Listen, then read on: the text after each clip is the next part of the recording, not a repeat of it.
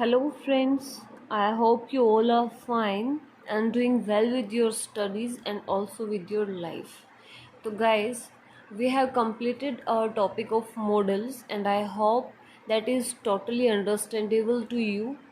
And I wish कि अगर आप लोगों को कुछ समझ में नहीं आया है, आई मस्ट वॉन्ट कि अगर आप लोगों को कुछ किसी भी टॉपिक में जो अभी तक हम कर चुके हैं, आर्टिकल्स हैं, मॉडल्स हैं, कोई भी टॉपिक है हमारा, अगर उसमें आपको कुछ भी समझ में नहीं आया है तो गाइज़ प्लीज़ मुझे आप लोग बता सकते हो।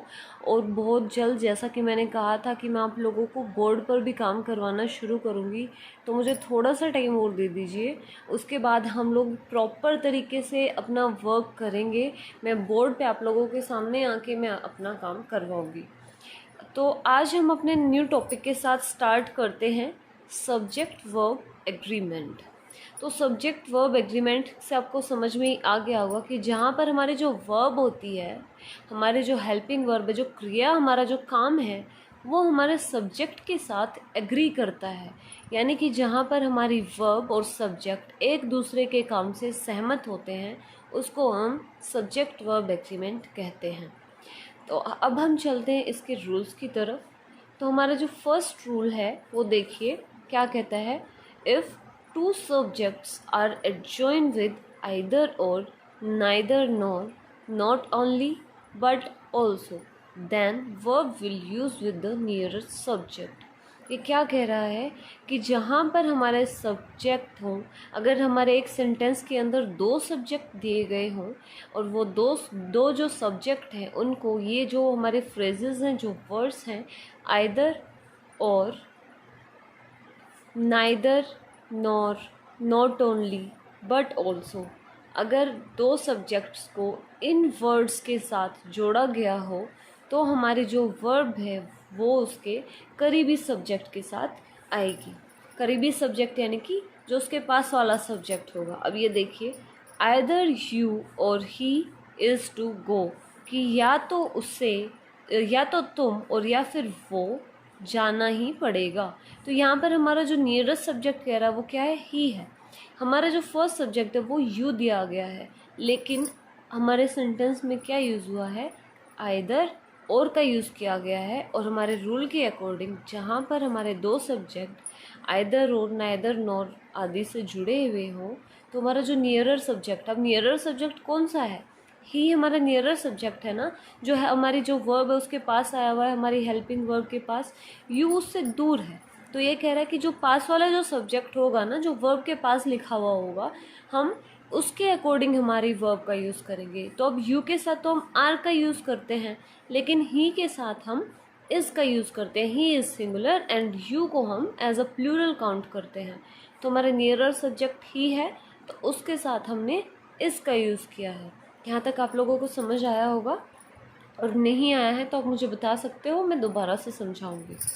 If two subjects are adjoined with, अब कह रहा है कि अगर दो सब्जेक्ट इन वर्ड्स के साथ जुड़े हुए हैं जो नीचे दिए गए हैं, as well as, with, together with, along with, in addition to, rather than and not, besides, like, except, headed by, accompanied by, led by, governed by. यानी कि अगर हमारे दो सब्जेक्ट को, ये जितने भी वर्ड्स दिए गए हैं, इनके साथ अगर उसको एडजॉइन किया गया, उनको जोड़ा गया हो, then the verb will use with the first subject. तो हमारी जो वर्ब है वो पहले वाले सब्जेक्ट के अकॉर्डिंग आएगी। अब मैं चलिए ऊपर के एग्जांपल से समझाती हूँ पहले। अब वर्ड्स को आपको ध्यान में रखना होगा कि कौन से वर्ड्स के साथ तो पहले वाले सब्जेक्ट को यूज़ करने के लिए बोल रहा है वर्ब के साथ, और कौन से वर्ड्स के साथ ये सेकंड वाले सब्जेक्ट के यूज़ के लिए बोल रहा है। तो आपने ये वर्ड्स पढ़े हैं, इनके साथ ये कह रहा था कि हम, यानी कि नियरर, यानी कि हमारा जो सेकंड सब्जेक्ट है हम उसको यूज़ करेंगे। और इनके साथ क्या कह रहा है, जहाँ पर as well as, with, together with, besides, like, except, headed by, ये जो वर्ड्स दिए गए हों तो उनके साथ में पहले वाले सब्जेक्ट के साथ हम यूज़ करेंगे। अब मान लीजिए यहाँ पे क्या था, आइदर यू और ही इज़ टू गो, कि या तो तुम और या फिर उसे जाना होगा। अगर हम इसकी जगह पे यूज़ करें as well, you as well as he are going, मैं लिखती हूँ, as well as you as well as he are going। ये क्या कह रहा है कि तुम और तुम्हारे साथ साथ वो भी जा रहे हो। ये क्या कह रहा है कि इसके अंदर एज वेल एज का यूज़ किया गया है, हमारे दोनों सब्जेक्ट को एज वेल एज से जोड़ा गया है और अकॉर्डिंग टू अवर रूल हमारा जो फर्स्ट सब्जेक्ट है उसके अकॉर्डिंग हम अपने हेल्पिंग वर्ब का यूज़ करेंगे। इन वर्ड्स के साथ हम सेकंड सब्जेक्ट के अकॉर्डिंग करते हैं। और ये जो वर्ड्स हैं आप लोग ध्यान से देख लीजिए, इनको अपनी कॉपी में लिख लेना और इनको अच्छे से याद कर लेना, रट्टा मारने की ज़रूरत नहीं है। अब जब एग्जाम्पल करेंगे इनको अच्छे से समझेंगे तो अपने आप हो जाएगा। तो हमारा जो फर्स्ट सब्जेक्ट है वो यू है और यू के साथ हम हमेशा आर का यूज़ करते हैं, तो यहाँ पर हम आर का यूज़ करेंगे। अब एक और एग्जाम्पल है, the teacher with all his students was present. अब विद के साथ भी हम क्या यूज़ करते हैं, हमारा जो फर्स्ट सब्जेक्ट है उसके अकॉर्डिंग हम अपनी हेल्पिंग वर्ब का यूज़ करते हैं। तो क्या कह रहा है, the teacher with all students, कि जो टीचर था अपने सारे स्टूडेंट्स के साथ प्रेजेंट था। तो हमारा फर्स्ट सब्जेक्ट सिंगुलर है, हमारे सेंटेंस में विद ऑल का यूज़ किया गया है।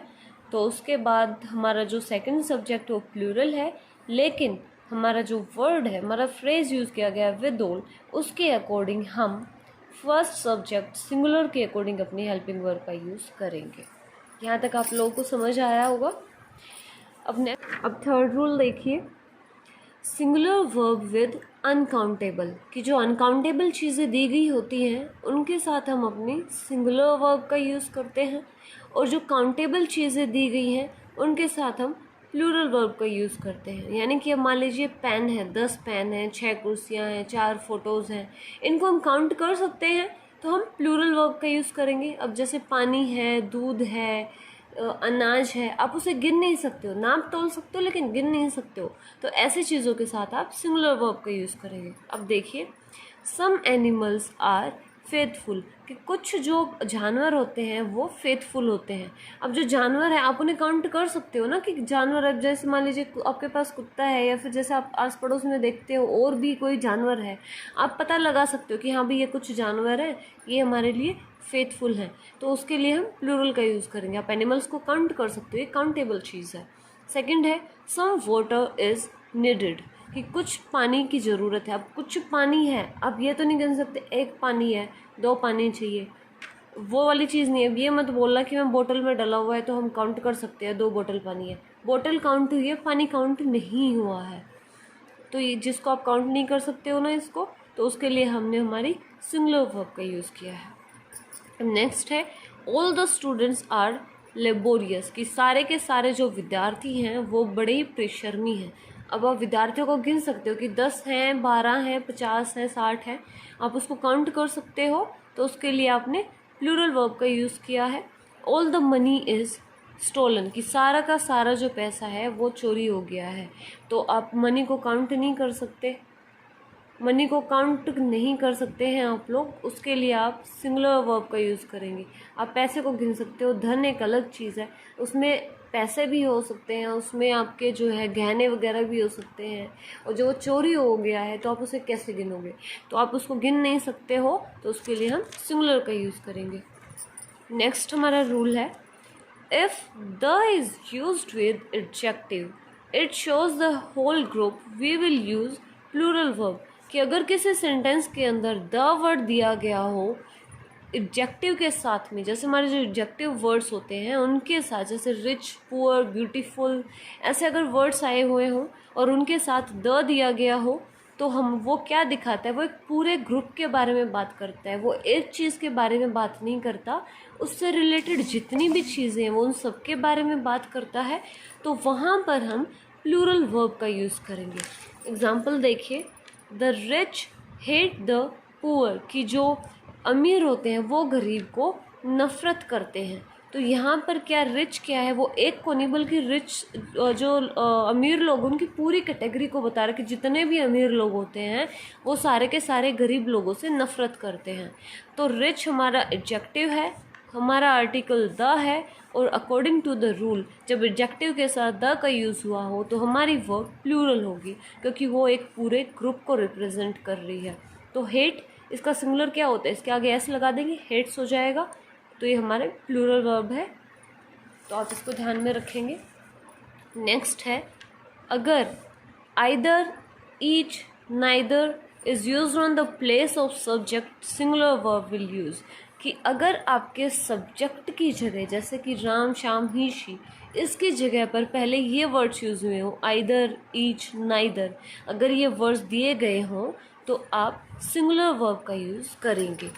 अब देखिए, एवरी स्टूडेंट हैज़ पास्ड, यानी कि सब्जेक्ट से पहले आपके सब्जेक्ट की जगह पर इसने एवरी वर्ड का यूज़ किया। और एवरी का क्या मतलब होता है, एक एक, अलग अलग, तो यानी कि एक एक बच्चे के बारे में बात कर रहा है, तो ये एवरी वर्ड जो होता है वो सिंगुलर होता है, तो उसके अकॉर्डिंग हमारी जो वर्ब होगी वो सिंगुलर यूज़ होगी। यहाँ पर एवरी स्टूडेंट हैज़ पास्ड, यहाँ पर जो सब्जेक्ट है वो इस वर्ड के अकॉर्डिंग दिया गया है, ना कि ये वर्ड सब्जेक्ट के अकॉर्डिंग। यहाँ पर स्टूडेंट्स नहीं है, बात तो ये कर रहा है कि भी पूरी क्लास में जितने स्टूडेंट वो पास हुए, लेकिन ये क्या कह रहा है कि हर एक बच्चा पास हुआ है, तो every is a singular word और उसके साथ हमारी वर्ब भी सिंगुलर होगी और हमारा सब्जेक्ट भी सिंगुलर होगा। सेकंड है, either student is able to do the same, कि कोई भी जो बच्चा है वो इसको करने में, सेम काम को करने में सक्षम है। आइदर स्टूडेंट की मतलब क्या कोई ऐसा स्टूडेंट है कि वो सेम इसी तरीके से कुछ कर सके, तो आइदर का मतलब क्या होता है कि प्रत्येक, उनमें से कोई भी एक। तो जहाँ पर every, either, each, neither word अगर दिए गए हो सेंटेंस में, तो आपकी हेल्पिंग वर्ब सिंगुलर होगी। तो थैंक यू सो मच, आज के लिए इतना ही, बाकी के रूल्स हम अपने कल करेंगे।